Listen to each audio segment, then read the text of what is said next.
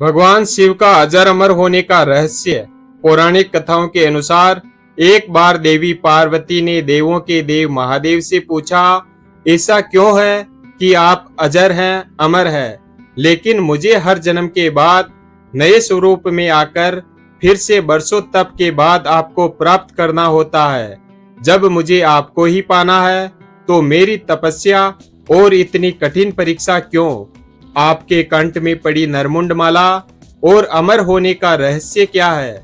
महादेव ने पहले तो देवी पार्वती के उन सवालों का जवाब देना उचित नहीं समझा, लेकिन पत्नी हट के कारण कुछ गूढ़ रहस्य उन्हें बताने पड़े। शिव महापुराण में मृत्यु से लेकर अजर अमर तक के कई प्रसंग हैं, जिनमें से एक साधना से जुड़ी हुई अमर कथा बड़ी ही रोचक है, जिसे भक्तजन अमरत्व की कथा के रूप में जानते हैं। हर वर्ष हिमालय में अमरनाथ, कैलाश और मानसरोवर तीर्थ स्थलों में लाखों श्रद्धालु पहुंचते हैं, सैकड़ों किलोमीटर की पैदल यात्रा करते हैं। क्यों? यह विश्वास यूं ही नहीं उपजा। शिव के प्रिय अधिक मास अथवा आषाढ़ पूर्णिमा से श्रावण मास तक की पूर्णिमा के बीच अमरनाथ की यात्रा भक्तों को खुद से जुड़े रहस्यों के कारण और प्रासंगिक लगती है।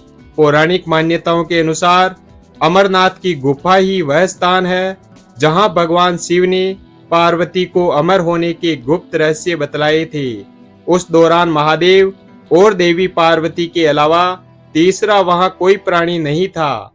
न महादेव का नंदी और न ही उनका नाग, न सिर पे गंगा और न गणपति, न कार्तिकेय। गुप्त स्थान की तलाश में महादेव ने अपने वाहन नंदी को सबसे पहले छोड़ा। नंदी जिस जगह पर छूटा उसे ही पहलगाम कहा जाने लगा। अमरनाथ यात्रा यहीं से शुरू होती है। यहाँ से थोड़ा आगे चलने पर शिवजी ने अपनी जटाओं से चंद्रमा को अलग कर दिया। जिस जगह ऐसा किया वह चंदनवाड़ी कहलाती है। इसके बाद गंगा जी को पंचतरणी में और कंठभूषण सर्पों को शेषनाग पर छोड़ दिया। इस प्रकार इस पड़ाव का नाम शेषनाग पड़ा। अमरनाथ यात्रा में पहलगाम के बाद अगला पड़ाव है गणेश टोप। मान्यता है कि इसी स्थान पर महादेव ने पुत्र गणेश को छोड़ा।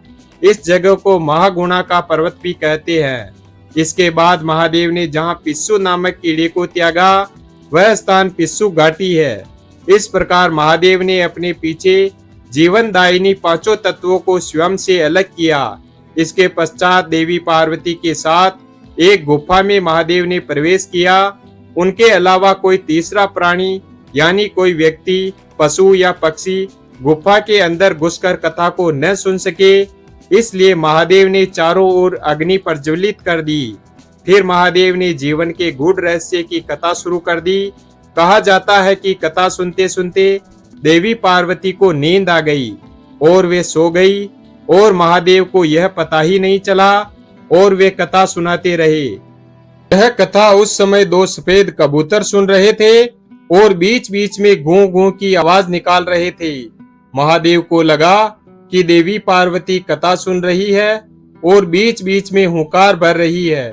क्योंकि वैसे भी भोले अपने में मग्न थे तो सुनाने के अलावा उनका ध्यान दोनों कबूतरों पर नहीं गया।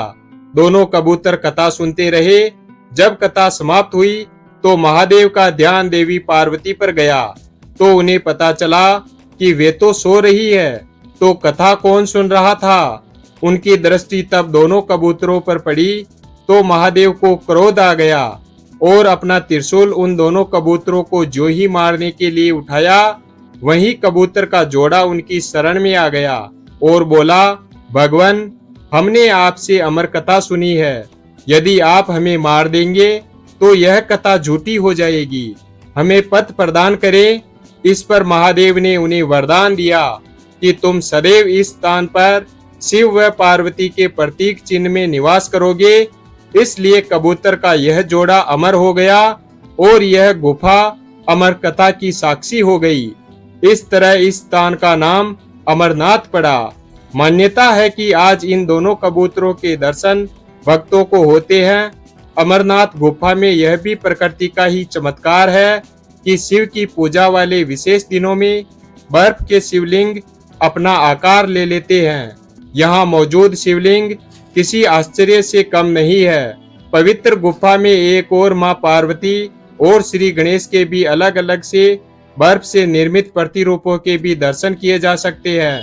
वीडियो अगर पसंद आया हो तो वीडियो को लाइक और हमारे चैनल शिव भक्त को सब्सक्राइब करें और अपने दोस्तों के साथ शेयर करें। धन्यवाद।